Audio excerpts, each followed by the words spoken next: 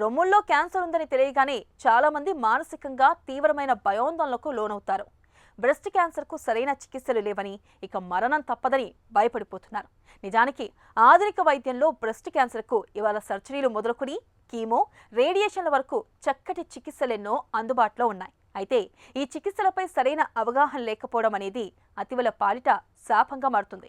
ఈ అనవసర భయాందోళనల్ని పారదోలడానికి చికిత్సల సమయంలో కౌన్సిలింగ్ ఇవ్వడం చాలా అవసరమని చెబుతారు డాక్టర్లు. రొమ్ము క్యాన్సర్ విషయంలో కౌన్సిలింగ్ ప్రాధాన్యం గురించి డాక్టర్ని అడిగి ఇప్పుడు తెలుసుకుందాం.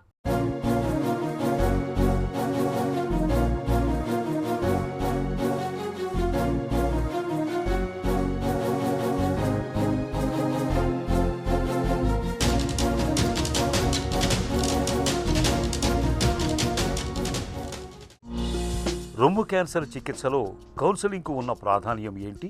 క్యాన్సర్ కేవలం శరీరంకి మాత్రమే ఎఫెక్ట్ చేయదు, మానసికంగా ఎంతో ప్రభావం ఉంటుంది. అందుచేత తొందరపాటు లేకుండా డాక్టర్ యొక్క ముఖ్య కర్తవ్యం ఏంటంటే ఆ పేషెంట్కి ధైర్యం ఇవ్వటం, ఆ కుటుంబ సభ్యులకి ధైర్యం ఇవ్వటం, భరోసా ఇవ్వటం. అది డాక్టర్ యొక్క మొట్టమొదటి కర్తవ్యం. ట్రీట్మెంట్ చేసే ముందు ఇది చాలా ఇంపార్టెంట్. రొమ్ము క్యాన్సర్ చికిత్సలో కౌన్సిలింగ్ విధి విధానాలు ఎలా ఉంటాయి? స్టేజింగ్ టెస్ట్, క్యాన్సర్ అనే నిర్ధారణ అయ్యాక క్యాన్సర్ ఎక్కడైనా స్ప్రెడ్ అయిందా లేదా అనేది కొన్ని టెస్ట్ చేయటం జరుగుతాయి. ఈ టెస్ట్ అయిన అనంతరం ఒక మల్టీ డిసిప్లినరీ టీమ్, అంటే surgeon, radiologist, pathologist, medical oncologist, radiation oncologist ఆ పర్టికులర్ పేషెంట్కి ఏం ట్రీట్మెంట్ ఇస్తే బాగుంటుంది అనేది డిసైడ్ చేయటం జరుగుతుంది.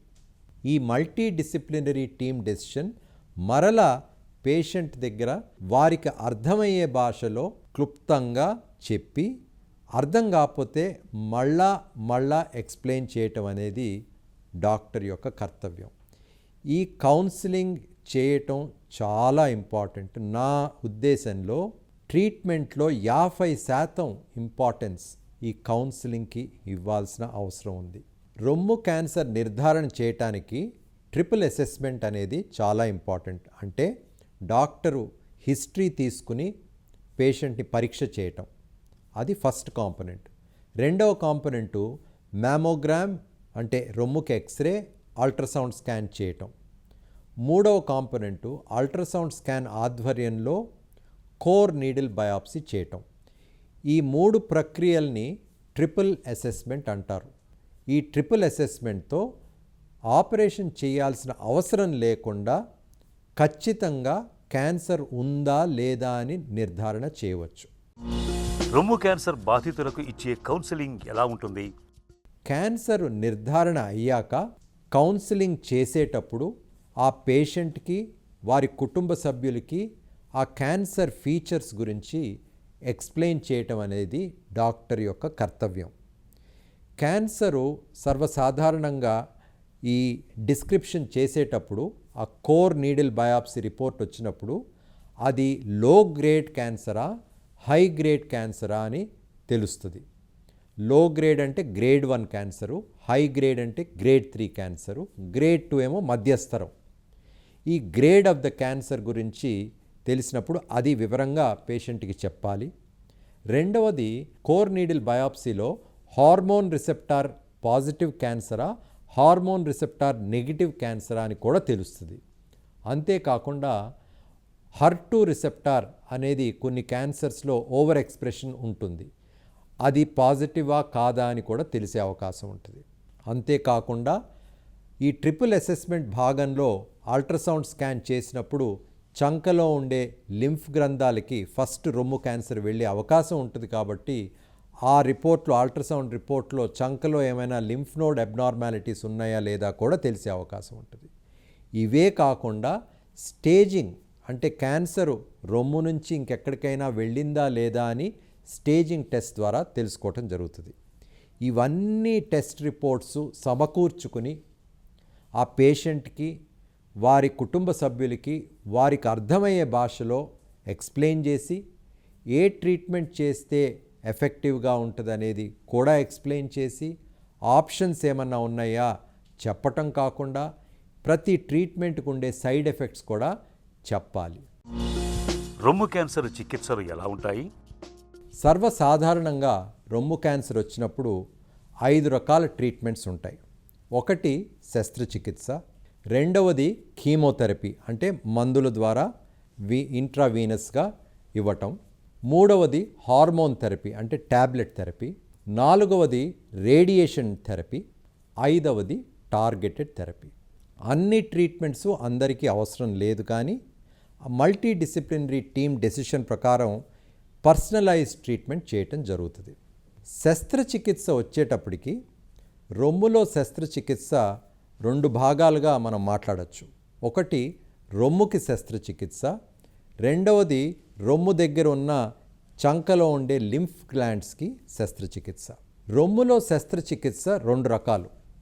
ఒకటి రొమ్ము క్యాన్సర్ కణితిని తీసి దాని చుట్టూ నార్మల్ టిష్యూని తీయటం వైడ్ లోకల్ ఎక్సిషన్ అంటారు. అంటే ఈ ప్రక్రియ ద్వారా రొమ్ము తీయాల్సిన అవసరం లేకుండా కేవలం క్యాన్సర్ కణితిని దాని నార్మల్ టిష్యూని తీయటం జరుగుతుంది. అట్లా చేసినప్పుడు రొమ్ములో సొట్ట ఏర్పడుతుంది. అందుకని ఇటీవల కాలంలో అత్యాధునికమైన సర్జికల్ టెక్నిక్స్ని వాడుతూ ఆంకోప్లాస్టిక్ సర్జరీ అనేది చేయటం జరుగుతుంది.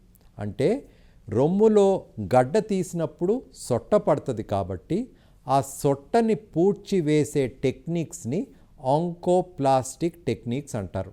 రెండవ ఆప్షను మాస్టెక్టమీ అంటే రొమ్ము అంతా తొలగించటం. ఇటీవల కాలంలో అడ్వాన్సెస్ నియోఅడ్జువెంట్ థెరపీ అంటారు. అంటే క్యాన్సరు ఇంతకు ముందు రోజుల్లో చిన్నగా ఉన్నప్పుడు మాత్రమే ఈ బ్రెస్ట్ కన్జర్వేషన్ సర్జరీ చేయటం అనేది రికమెండ్ చేసేవారు.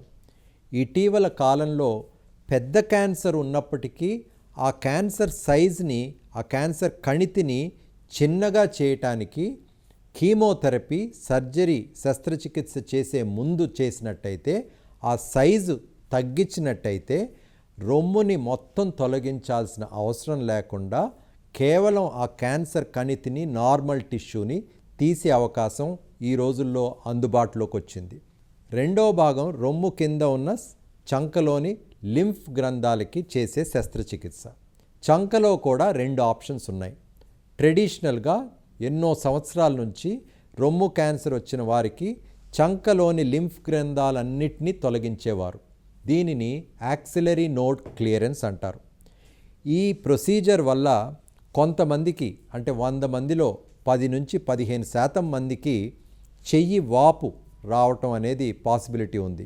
దీన్ని లింఫ్ ఎడిమా అంటారు.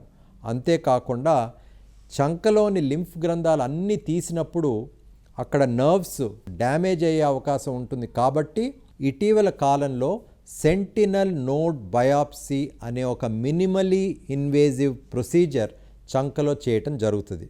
ఆ సెంటినల్ నోడ్ బయాప్సీ అంటే ఏంటంటే, రొమ్ములో క్యాన్సర్ వచ్చినప్పుడు మొట్టమొదట వెళ్ళేది 1, 2, 3 లింఫ్ నోడ్స్కి ఫస్ట్ అది సోకే అవకాశం ఉంటుంది, క్యాన్సర్ స్ప్రెడ్ అయ్యే అవకాశం ఉంటుంది.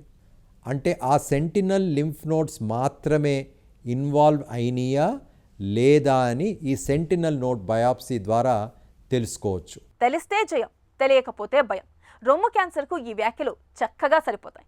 కౌన్సిలింగ్ సాయంతో చికిత్సలపై అవగాహన పెంచుకుంటే రొమ్ము క్యాన్సర్ని సులువుగానే జయించవచ్చు. సర్జరీ, కీమో, రేడియేషన్ చికిత్సల సాయంతో బ్రెస్ట్ క్యాన్సర్ నుంచి పూర్తిగా బయటపడొచ్చు. ఇక ఈ రోజు కార్యక్రమాన్ని ముగించే ముందు స్టార్ హాస్పిటల్ సమర్పించు ఒక చిన్న చిట్కా మీకోసం. గొంతు నొప్పితో బాధపడుతున్నప్పుడు 2 చెంచాల తులసి రసంలోకి 1 చెంచాడు తేనెను కలిపి తీసుకోండి. గొంతు నొప్పి నుంచి మంచి ఉపశమనం లభిస్తుంది.